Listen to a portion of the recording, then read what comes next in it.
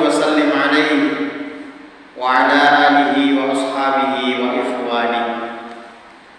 Kaum muslimin wal muslimat, jamaah salat maghrib dan jamaah salat isya, insyaallah semoga kita semua senantiasa dirahmati, dicintai, dikasihi dan diridhai oleh Allah Subhanahu wa taala. Alhamdulillah, kembali kita mengucap syukur kepada Allah Subhanahu wa taala atas nikmatnya yang begitu banyak, yang begitu luar biasa, yang telah dilimpah curahkan pada kita semua. Sehingga alhamdulillah di malam hari ini Allah takdirkan kita bertemu kembali di majelis ini dalam keadaan sehat walafiat. Sehat Bapak Ibu sekalian? Allah telah menganugerahkan kesehatan kepada kita, kekuatan dan kesempatan untuk kembali hadir di majelis ini untuk bersama-sama mengkaji, merenungi dan mentadabburi ayat-ayat Allah dan hadits-hadits Rasulnya yang mulia sallallahu alaihi wasallam, agar dengan perenungan tersebut semakin meningkat iman kita, semakin bertakwa atau semakin bertambah takwa kita, dan semakin takut kita kepada Allah Subhanahu wa taala. Karena sesungguhnya hakikat dari sebuah majelis ilmu adalah agar kita semuanya mendapatkan ilmu yang bermanfaat, barokah di dunia wal akhirah. Maka mudah-mudahan dengan wasilah majelis ilmu seperti ini kita benar-benar dianugerahi oleh Allah ilmu yang memberi manfaat. Manfaat untuk dunia kita dan manfaat untuk akhirat kita. Karena sesungguhnya yang kita butuhkan dalam kehidupan dunia dan dalam kehidupan akhirat adalah segala perkara yang akan menghantarkan kita kepada kebaikan. Ya, itulah sebabnya Rasulullah pernah bersabda dalam sebuah hadis yang sahih, beliau menyatakan, min husnil islamil mar'i tarkuhu ma la ya'ni. Tanda baiknya keislaman seseorang adalah meninggalkan apa-apa yang tidak bermanfaat baginya. Ya, meninggalkan apa yang tidak bermanfaat baginya. Maka coba kita angan-angan, ingat-ingat sejak tadi kita bangun pagi atau bangun sebelum sholat subuh, kemudian kita laksanakan sholat subuh, setelah itu kita berzikir, setelah itu kita mungkin bekerja ke kantor atau beraktivitas apapun, bisa kita angan-angan kira-kira di sisi mana dari aktivitas kita itu memberi manfaat pada diri, manfaat untuk dunia kita dan manfaat untuk akhirat. Karena kalau tidak bermanfaat pasti kita mendapat kerugian, waktu terlewat, umur berkurang, tapi ternyata tidak dapat manfaat di dalam waktu yang terlewat tersebut. Dalam sebuah hadits yang lain Rasulullah pernah bersabda, ihris ala ma yanfa'uka. Bersemangatlah, bersungguh-sungguhlah dalam meraih apa-apa yang membawa manfaat bagimu. Makanya ketika dengan beraktivitas, perhatikan yang saya kerjakan ini manfaatnya apa? Kira-kira ada manfaat dunianya enggak? Ya, mendatangkan maslahat dunia enggak? Oh, pergi jalan kaki pagi, ada manfaat dunianya enggak? Ada. Badan sehat, sehingga dengan kesehatan bisa beribadah. Jadi semua bisa kita lihat aktivitas yang kita jalani itu dari sisi manfaatnya, apa manfaat. Maka pada kesempatan seperti itulah kita juga akan berusaha untuk menghindari hal-hal yang tidak membawa manfaat. Oh, ini gak ada manfaatnya, ya ini gak ada gunanya, tidak untuk dunia, tidak untuk akhirat. Ya, jadi Bapak Ibu sekalian, sebagai seorang muslim sungguh sangat rugi kalau kita tidak memperhatikan dari sisi apa yang kita jalani, lakukan dalam setiap aktivitas kita itu, tidak memperhatikan dari sisi manfaat dan maslahatnya. Termasuk majelis kita ini. Panjenengan duduk di majelis ini sambil mendengarkan kajian, ilmu bertambah, pahala terus mengalir. Sejak kita awal duduk di majelis ini sampai nanti majelis ini berakhir, pahala kita itu terus mengalir. Ya. Maka ini ada manfaat akhiratnya. Bertambah ilmu kita paham agama, supaya dengannya kita menjalani dan menata hidup kita. Mana-mana yang diridhoi Allah kita jalankan, kita laksanakan.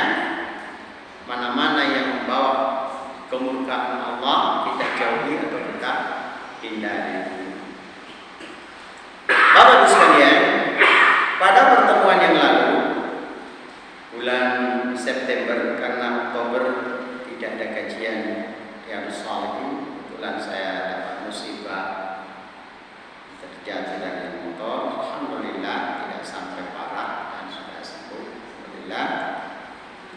Pada pertemuan yang lalu itu kita membahas satu aktivitas yang secara sepintas itu ringan, yaitu menyebarkan salam, mengucapkan salam. Secara sepintas ringan. Tapi ini ternyata aktivitas ini diatur dalam agama. Masya Allah. Coba lihat sempurnanya Islam. Ya. Jadi bukan sesuatu yang sambil lalu, sambil lewat. Tidak. Ada nilai keutamaan dan nilai pahalanya di sisi Allah Subhanahu wa Ta'ala. Ya. Dan di pertemuan yang lalu kita telah membahas begitu banyak kaidah-kaidah berkaitan dengan cara mengucapkan atau menjawab salam. Pada malam hari ini kita akan lanjutkan bahasan di bab yang sama, bab yang ke-138 tentang menyebarkan salam. Kita angkat sebuah hadis Rasulullah sallallahu alaihi wasallam, hadis yang sahih. Ya, hadis yang sahih diriwayatkan oleh Tirmidzi dari sahabat yang mulia Abu Yusuf, yakni Abdullah bin Salam radhiyallahu taala. Abdullah bin Salam ini dulunya Nasrani, terus masuk Islam. Jadi dulu dia Nasrani, masuk Islam. Dia tinggal menetap di Madinah. Saya sering ceritakan ke jenengan, kenapa orang Yahudi dan Nasrani banyak yang tinggal di Madinah. Padahal asal mereka itu dari negeri Syam, Palestina, Jordan, itu negeri-negeri Syam, Lebanon, itu negeri Syam. Orang-orang Nasrani itu asalnya dari sana, orang Yahudi asalnya dari sana. Tapi kok banyak yang tinggal di Madinah? Di Yastrib ada Bani Qainuqa, ada Bani Mustalik, ada Bani Quraidah, ya, ada Bani Nadir. Itu sekitar Madinah. Ya, buat benteng-benteng. Ya, mereka hidup dalam benteng itu, mereka berdagang dengan orang-orang penduduk asli Madinah, orang suku Aus Khazraj. Nah, menjadi pertanyaan, kenapa kok orang Nasrani, orang Yahudi banyak tinggal di Madinah? Padahal asal mereka dari negeri Syam. Negeri Syam itu negeri yang subur, udaranya sangat nyaman, ya, udaranya sangat nyaman. Makanya dalam surat Quraisy diceritakan rihlatas syita'i wasai. Penduduk Mekah itu kalau musim panas mereka pergi kemana?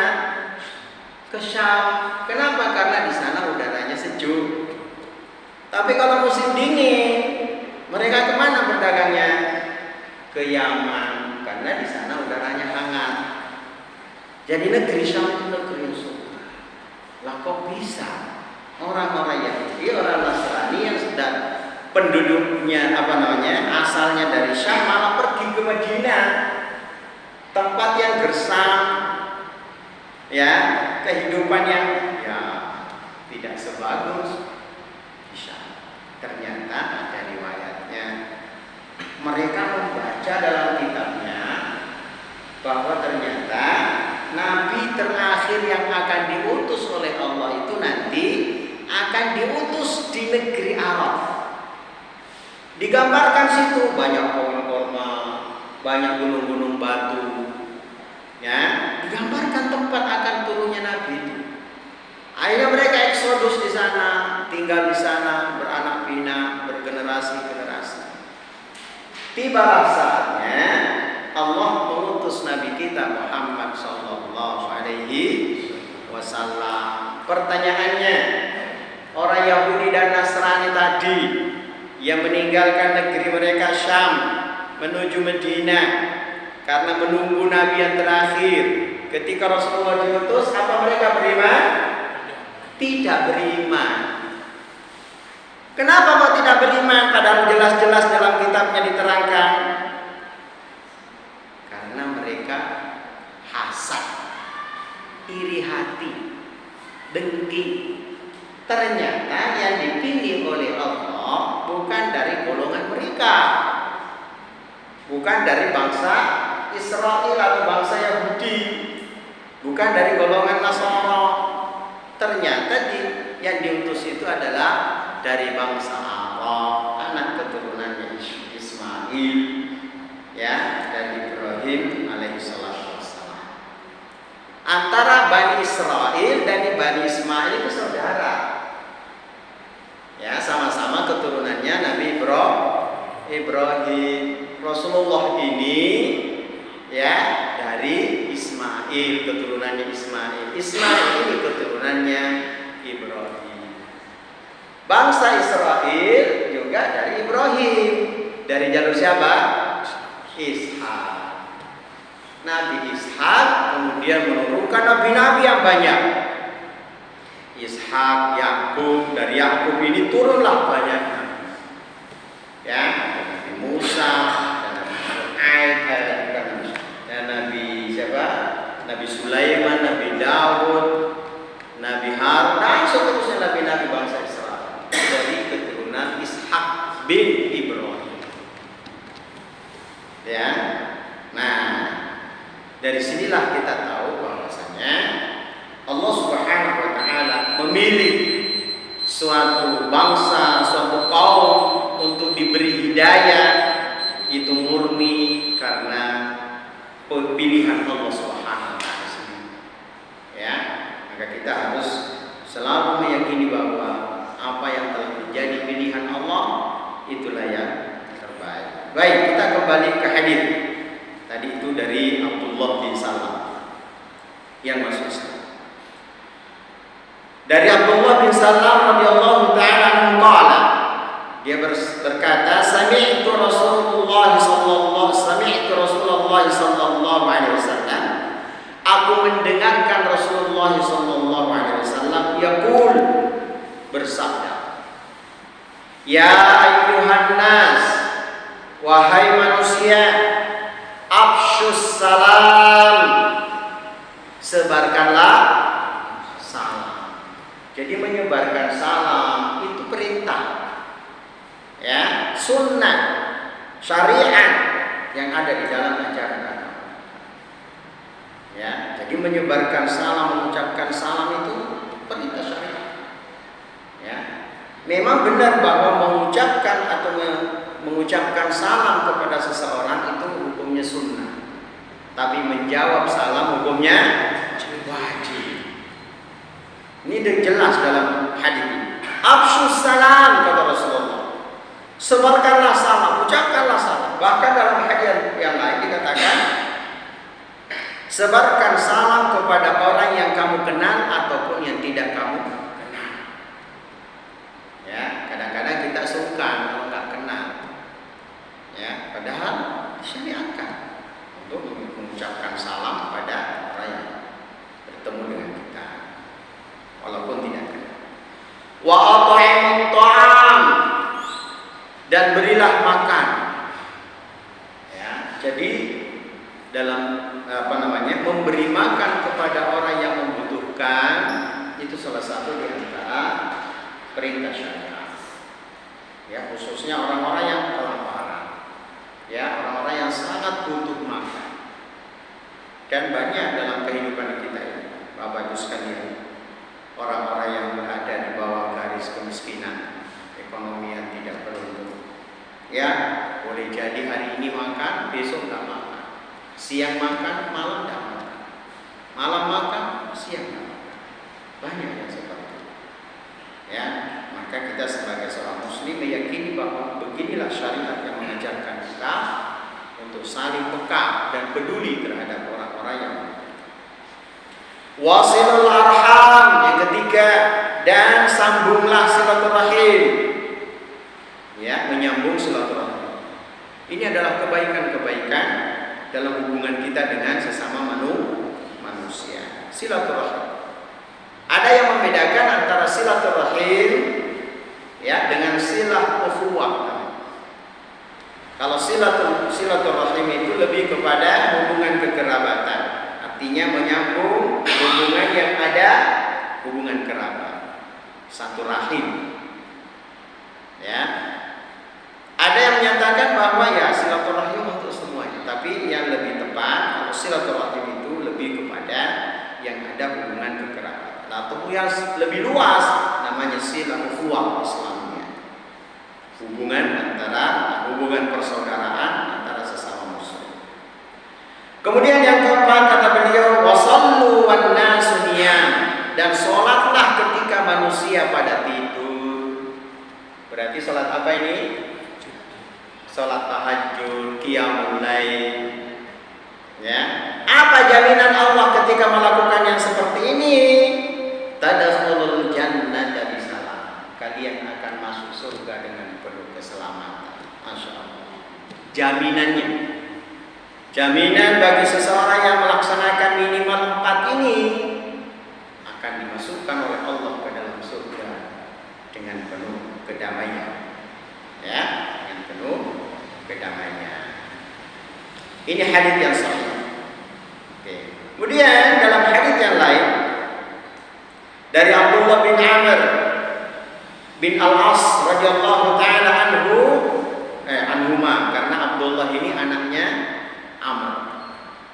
Abdullah itu nama anaknya Amr. Amr ini Amr bin Al-As. Jadi dalam Islam itu, dalam sahabat ada 4 nama Abdullah. Abdullah bin Abbas radhiyallahu taala anhuma, Abdullah bin Umar, putranya Umar radhiyallahu taala anhuma. Kemudian Abdullah bin Mas'ud, Abdullah bin Amr bin Al-As. Ada lagi satu namanya Abdullah ibnu Zubair radhiyallahu taala anhu. Ya. Nah, dari sahabat Abdullah bin Amr bin Al-As radhiyallahu taala anhuma, Rasulullah sallallahu alaihi wasallam pernah ditanya, ayyul islami khairun? Islam yang manakah yang paling baik?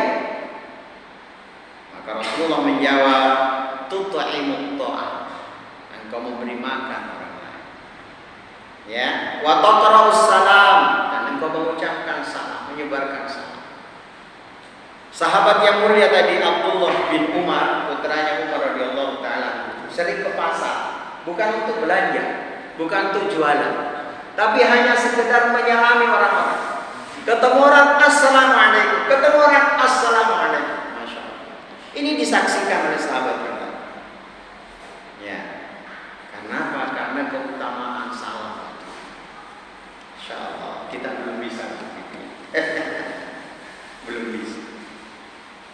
Kemudian kata beliau, jadi tadi itu wa taqra'us salam ala man arafta wa ala man lam ta'rif. Engkau mengucapkan salam kepada orang yang engkau kenal ataupun orang yang tidak engkau kenal. Masya Allah. Ini sahih, dari diriwayatkan oleh Al-Bukhari. Oke, lanjut. Kaifiyah, tata cara atau kaidah-kaidah berkaitan dengan salam. Siapa yang seharusnya memberi salam. Perhatikan Bapak Ibu sekalian, siapa yang seharusnya lebih duluan mengucapkan salam? Kita lihat hadis dari sahabat yang mulia Abu Hurairah radhiyallahu taala anhu. Hadis ini sahih diriwayatkan Al-Bukhari dan Muslim. Yusallimur raqibu 'alal masa atau 'alal mashi. Yusallimur raqibu 'alal mashi. Orang yang berkendaraan memberi salam kepada orang yang berjalan kaki. Ini jenengan naik kendaraan, ada tetangga berpapasan, dia jalan kaki, jenengan yang lebih disyariatkan untuk mendahului mengucapkan salam. Ustaz, kenapa sih harus begitu? Kan gampang aja siapa yang duluan. Jadi begini, antara orang berkendaraan dan orang jalan kaki itu secara zahirnya dan secara perasaan mungkin saja ada yang merasa berbeda. Apalagi kalau kendaraannya rada api. Kendaraan lebih bagus, kemudian yang lain jalan kaki, bisa saja muncul rasa tinggi, rasa mulia, atau rasa sombong, ya. Maka ketika dia mendahului salam, itu akan mengurangi bahkan menghilangkan perasaan-perasaan yang tidak baik tersebut. Ya, jadi itu salah satu di antara hikmah kenapa orang yang berkendaraan disyariatkan untuk mengucapkan salam terlebih dahulu pada orang yang berjalan. Yang kedua, wal masyi 'alal qa'id. Dan orang yang berjalan mengucapkan salam kepada orang yang sedang duduk. Wal qalilu 'alal katsir. Yang sedikit mengucapkan salam kepada yang banyak. Misalnya sini berjalan 2 orang, di sini 5-7 orang ketemu. Maka yang disyariatkan mendahului salam adalah yang sedikit mengucapkan salam kepada yang banyak. Gitu ya. Ini hadis. Jadi sampai segitunya diatur. Sampai segitunya diatur. Ya, karena keutamaan yang ada dalam mengucapkan salam. Berikutnya dari sahabat yang mulia Abu Hurairah radhiyallahu taala anhu, dan hadis ini juga sahih diriwayatkan oleh Bukhari. Rasulullah pernah bersabda, yusallimus saghiru 'alal kabir. Yang lebih muda usianya memberi salam kepada yang lebih tua usianya. Ya. Jadi kalau ada anak muda ketemu dengan orang yang lebih tua, maka anak muda ini yang memberi salam kepada dia. Atau kita ketemu dengan mbah siapa yang lebih tua umurnya, kita yang memberi salam. Gitu ya. Jadi jelas. Wal marru 'alal qa'idi. Dan orang berjalan memberi salam kepada yang duduk. Wal qalilu 'alal katsiri. Dan yang sedikit memberi salam kepada orang yang banyak. Ya, jadi ini kaidah-kaidah dan kaifiyat.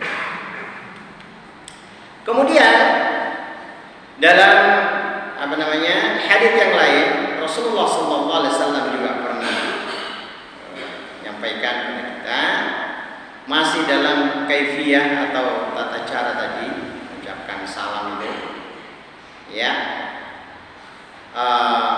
Rasulullah menyatakan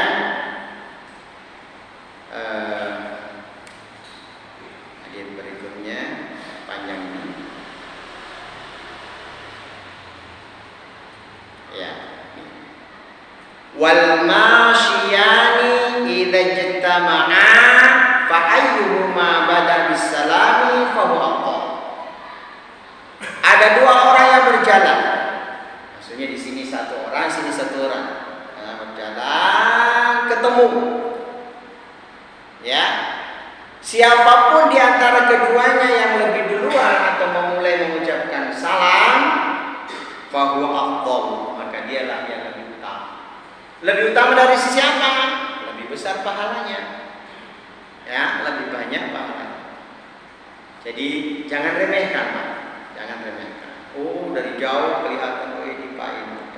Sudah siap-siap supaya dapat pahala lebih banyak, maka dia duluan mengucapkan salam. Insya Allah. Coba lihat betapa ajaran agama kita ini betul-betul menyemangati kita supaya melakukan kebaikan-kebaikan, walaupun bagi setiap orang, sebagian orang mungkin dianggap hal yang lumrah, hal yang biasa, tetapi di dalamnya terdapat keutamaan yang begitu banyak. Ya, saya pernah sampaikan di majelis ini bahwa salam itu, dengan mengucapkan salam akan menghilangkan perasaan tidak nyaman, ya, perasaan buruk sangka, perasaan mangkel, marah dan sebagainya. Dengan kita ucapkan salam akan cair kembali, ya, akan cair kembali. Kita bisa rasakan, Alhamdulillah.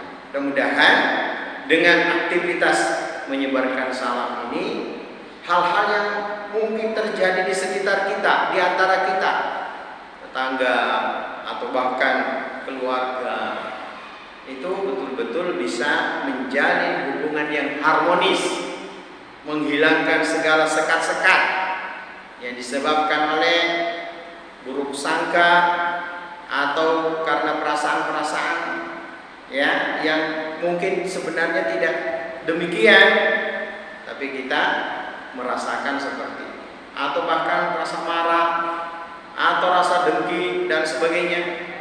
Kita lebur itu semua dengan kebiasaan mengucap salam di antara kita. Saya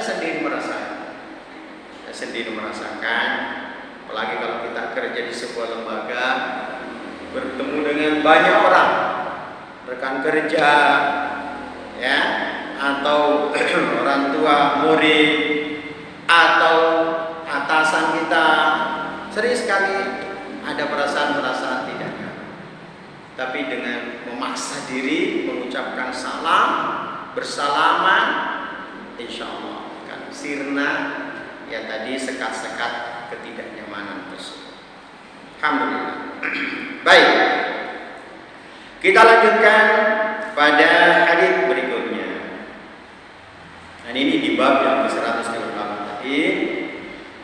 Rasulullah sallallahu alaihi wasallam pernah bersabda dalam sebuah hadits yang sahih diriwayatkan oleh Muslim dari sahabat yang mulia Abu Hurairah radhiyallahu taala anhu. Beliau sahabat yang mulia Abu Hurairah berkata, "Anna Rasulullah sallallahu alaihi wasallam qala." Sesungguhnya Rasulullah sallallahu alaihi wasallam pernah bersabda, "La tabda'ul yahuda walan nasara bis-salam." Jangan sekali-kali engkau memulai mengucapkan salam kepada siapa? Orang Yahudi atau Nasrani atau non-Muslim. Perhatikan Bapak sekalian. Ekstrim sekali Ustaz. Nah, mungkin kita akan berkata, kok kayak tidak ada kemanusiaannya gitu, tidak ada toleransinya gitu. Kok ekstrim sekali? Perhatikan Bapak Ibu sekalian. Ini ucapannya siapa? Ucapannya siapa ini? Rasulullah sallallahu alaihi wasallam. Kita hanya mengikuti saja. Ya. Jadi apa yang datang dari Rasulullah itu bukan sesuatu yang kemudian diperdebatkan. Kalau jelas haditsnya, sahih haditsnya, sanadnya bersambung atau sanadnya sahih, maka kita yakini itu datang dari Rasulullah dan itu adalah kebenaran mutlak. Kita yakini. Dan tidak ada tawar-menawar. Karena Rasulullah manusia terbaik, gak pernah berdusta. Ucapannya semuanya benar. Ucapannya semuanya benar. Rasulullah gak ada dustanya belas. Tidak pernah berbohong. Apa yang disebutkan atau disampaikan itu adalah wahyu datang dari Allah Subhanahu wa taala.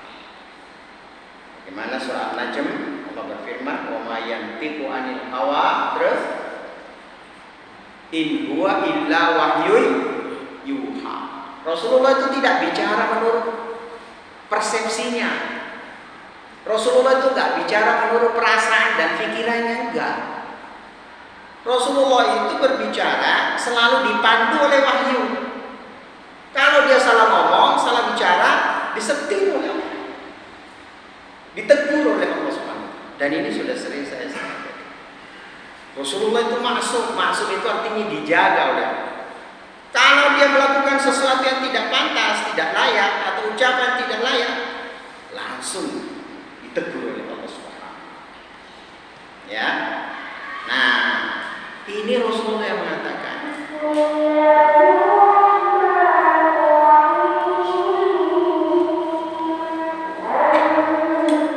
Ya, terus ini bagaimana Ustaz? Kok kita tidak boleh mengucapkan salam kepada orang-orang non-muslim? Nah itu ya, mungkin begitu pertanyaan. Ya, jelas sekali lagi bahwa ini hadis Rasulullah sallallahu alaihi wasallam. La tabda'u bis-salati bis-salami. Jangan engkau memulai salam kepada orang Yahudi atau orang Nasrani atau kepada orang non-muslim. Ya, jadi kalau ada orang jelas-jelas kita tahu bahwa dia Yahudi atau Nasrani atau non-muslim, maka kita tidak memulai salam kepada mereka. Ya. Kemudian kata beliau, fa idza laqitum ahaduhum fi tariqin fatarruhu ila adyaqihi. Kalau kamu bertemu di jalan, maka desaklah dia untuk minggir di jalan yang sempit. Hati-hati memahami hadits ini. Jangan sampai Yahudi, Nasrani, pokok dipepet sampai dia mepet di tembok. Nah, bukan begitu maksudnya. Masuk hadits ini artinya jangan memberi celah kepada orang-orang non-muslim, orang-orang Yahudi ataupun orang Nasrani, ya, untuk apa? Untuk istilahnya itu menampakkan kemuliaan mereka terhadap Islam dan kaum muslim. Ya, jangan sampai ada celah untuk menampakkan kemuliaan mereka terhadap Islam dan kaum muslim. Kenapa? Karena muslim, orang mukmin dan Islam itu sebagaimana hadis yang sering saya sampaikan, al-Islamu ya'lu wa la yu'la. Islam itu tinggi, Islam itu mulia dan tidak ada yang lebih mulia dari Islam. Ya. Begitu juga kaum muslimin. Allah berfirman, wala tahinu wala tahzanu. Jangan engkau bersedih, ya, jangan engkau merasa merasa rendah, dan jangan engkau merasa hina. Kenapa? Wa antumul a'launa in kuntum mu'minin. Karena sesungguhnya engkaulah lebih tinggi, lebih mulia derajatnya di sisi Allah jika engkau beriman kepada Allah Subhanahu wa taala. Perhatikan Bapak Ibu sekalian. Jadi ini hadis Rasulullah sallallahu alaihi wasallam, tidak boleh kita mendahului mengucapkan salam. Terus bagaimana kalau mereka mendahului mengucapkan salam kepada kita? Maka kita jawab, ya, dengan jawaban yang diajarkan oleh Rasulullah sallallahu alaihi wasallam. Kalau orang itu mengucapkan salam dengan niat melecehkan, mengejek dan sebagainya, ya, walaupun salamnya benar assalamualaikum, maka kita jawab waalaikum. Kita jawab waalaikum. Tapi kalau salamnya memang mungkin ya karena sudah terbiasa akrab dengan kita di lingkungan mayoritas Islam, terus dia mengucapkan salam assalamualaikum warahmatullahi wabarakatuh pada dia non muslim, maka sebagian ulama boleh, ya, menjawab salamnya sebagaimana salamnya kaum muslimin atau jawaban salam kaum muslimin, ya, berdasarkan keumuman hadis, ya, atau keumuman ayat bahwa kalau kita diberikan salam penghormatan maka jawablah dengan yang lebih baik, gitu ya. Namun kalau memang kita yakin bahwa dia main-main sebagaimana orang Yahudi main-main, dia tidak mengatakan assalamualaikum tapi assalamualaikum. Assalamualaikum kan artinya keselamatan bagimu. Tapi kalau assalamualaikum artinya kehancuran bagimu. Kalau ada yang mengucapkan seperti itu, ya kita jawab. Ya, jawaban itu kembali kepada seperti kamu juga. Kamu mendoakan kami kehancuran, kami juga doakan kamu Ya. Nah, dalam hal ini kita tentu harus melihat konteksnya, ya, tidak serta-merta. Walaupun secara nyata dan jelas bahwa hadisnya memang melarang kita untuk memulai salam kepada manusia. Bagaimana dengan ucapan salam yang umum? Selamat pagi, selamat sore, selamat datang. Maka di antara para ulama membolehkan kita menjawab sebagaimana salam mereka. Selamat pagi, selamat sore, ya, boleh. Kemudian bagaimana dengan salam gado-gado? Tahu salam gado-gado?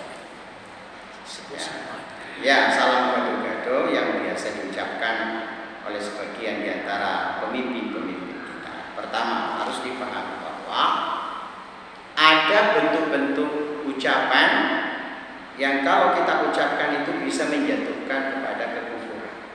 Dan ini bahaya, membahayakan akidah kita. Ya, bisa menjatuhkan kepada kekufuran. Kalau dia yakini bahwa salam seperti itu adalah sesuatu yang benar, berarti membenarkan peribadatan atau pengagungan mereka terhadap Tuhan yang lain selain. Ya, kalau ini yang terjadi, pelakunya bisa terjatuh kepada kekufuran. Ya, sebagai seorang muslim ya tidak perlu kita ikut-ikutan, walaupun yang melakukannya pemimpin tertinggi kita, Presiden Republik Indonesia, ya tidak perlu kita ikuti kalau memang tidak benar. Dan kalau ada di antara ulama, ustadz, kiai yang punya akses untuk memberitahukan ke beliau bahwa hal tersebut tidak disyariatkan dan membahayakan akidah, mudah-mudahan ada di antara ulama-ulama. Ya, karena itu sesuatu yang tidak tepat. Dan kita boleh menasihati pemimpin, yang nggak boleh itu mencaci maki. Yang kalau sesuatu yang salah dari pemimpin kita terus dinasihati, diarahkan yang benar yang mana, sangat boleh. Sebagai apa? Tanda cinta kita kepada pemimpin kita. Kalau kita nggak cinta, ya kita nggak beritahu, biarin aja, mau kafir kamu mau nggak cinta. Tapi karena kita cinta kepada pemimpin, maka kita sampaikan yang benar. Mudah-mudahan dengan jalan itu dia akan paham dan kemudian meninggalkan kebiasaan tersebut. Karena salam gado-gado itu tidak benar. Secara syariat bahaya, membahayakan akidah. Di sana ada Om Swastiastu. Iya benar ya. Selamat atau semoga selamat dalam lindungan Tuhan Ida Salwi Diwawas. Berarti dia mengakui bahwa ada Tuhan selain Allah. Siapa dia? Sang Yang Widiwasa. Boleh. Namo Buddhaya, terpujilah semua Buddha. Buddha itu Tuhan bagi mereka orang Buddha. Kalau dipuji sebagai Tuhan, maka kita sudah melakukan perbuatan syirik atau kekufuran. Ya, kalau shalom artinya keselamatan. Shalom artinya keselamatan dari di mana? Dalam iman Kristen atau iman Nasrani. Ya, nah jadi perhatikan Bapak-Ibu sekalian, kita bukan mencela beliau, tapi ini sebagai bentuk nasihat itu membahayakan akidah dan kita menjatuhkan kepada kekufuran. Ya. Terus bagaimana ketika kita mengucapkan salam dalam sebuah forum, di sana ada orang Nasara, orang Yahudi, orang non-Muslim lainnya, maka boleh tetap kita ucapkan Assalamualaikum warahmatullahi wabarakatuh dengan niat yang kita tuju adalah yang Muslim. Ya, yang Muslim. Mungkin ada yang berkata, Ustaz kok ekstrim banget? Nah gitu ya, pernyataan sebagian orang. Kok ekstrim banget? Memahami agama kok kayak apa gitu? Loh, ini dalil dari Al-Quran dan Sunnah. Yang ekstrim itu kalau tidak ada dalilnya suatu kebiasaan, ya, dan dipaksakan harus dijalankan, itu yang namanya ekstrim. Ya, tapi kalau itu dalil jelas, ya sumbernya, perintahnya, itu tidak ekstrim. Karena Islam ini nggak ada yang ekstrim. Ya, Islam yang datang, yang diturunkan oleh Allah kepada Rasulnya yang mulia Sallallahu Alaihi Wasallam, sekali-kali tidak ada satupun yang ekstrim. Yang ekstrim itu kalau berlebih-lebihan, dan dalam bahasa agama disebut al-ghuluwu fid-din, berlebih-lebihan dalam agama. Dalam istilah lain al-ifrat, ya, atau at-tafrid. Jadi dua kubu ekstrim ini ya memang nggak boleh dalam Islam. Tapi orang Islam semakin bagus agamanya, imannya, keyakinannya, ibadahnya, amal solehnya, selama dibangun di atas petunjuk yang benar, tidak ekstrim. Bayangkan Pak, kalau kita anggap seperti itu ekstrim, ya nggak ada yang mau mati syahid. Oh, dia korbankan nyawanya untuk apa? Untuk mendapatkan kemuliaan di sisi Allah Subhanahu. Gak ada yang mau bangun tengah malam capek-capek, ngantuk, ya untuk melakukan sholat. Itu nggak ekstrim. Kenapa? Ada perintahnya, ada dasarnya. Paham sampai sini ya? Nah, kita harus menempatkan kata-kata hal tersebut. Kita bukan tidak boleh bertoleransi dalam perkara-perkara yang memang di sana ada syariat. Yang dilarang itu kalau ketemu orang-orang non muslim kemudian disakiti, itu nggak boleh. Dalam Islam melarang itu. Kita tidak boleh menyakiti mereka, ya. Kita tidak boleh baik secara lisan ataupun dengan fisik, tidak boleh kita dilarang. Tidak boleh merusak tempat ibadah mereka, mengganggu aktivitas, tidak boleh dalam Islam. La ikraha fiddin, tidak dipaksa orang masuk Islam, tidak dipaksa. Qad tabayyana rusydu minal ghayy, karena sudah jelas petunjuk dan sudah jelas kesesatan. Tugas kita menyampaikan, mendakwakan mana kebenaran yang datang dari Allah dan mana kesesatan. Perkara mereka mau iman, itu kembali kepada diri mereka. Tapi kalau jelas-jelas mereka menyerang Islam, memusuhi Islam, ya, kemudian mengangkat senjata atau apapun usaha-usaha mereka untuk boleh kita lawan sebatas serangan mereka kepada kita, dan tidak boleh berbuat zalim. Inilah yang diajarkan agama kita, ya, dan kewajiban kita sebagai muslim untuk menyampaikan Islam ini rahmatan lil alamin. Jadi saya kira itu. Barakallahu fikum, semoga menjadi ilmu yang bermanfaat, barokah di dunia wal akhirah. Kita tutup dengan doa untuk majelis. Wassalamualaikum warahmatullahi wabarakatuh.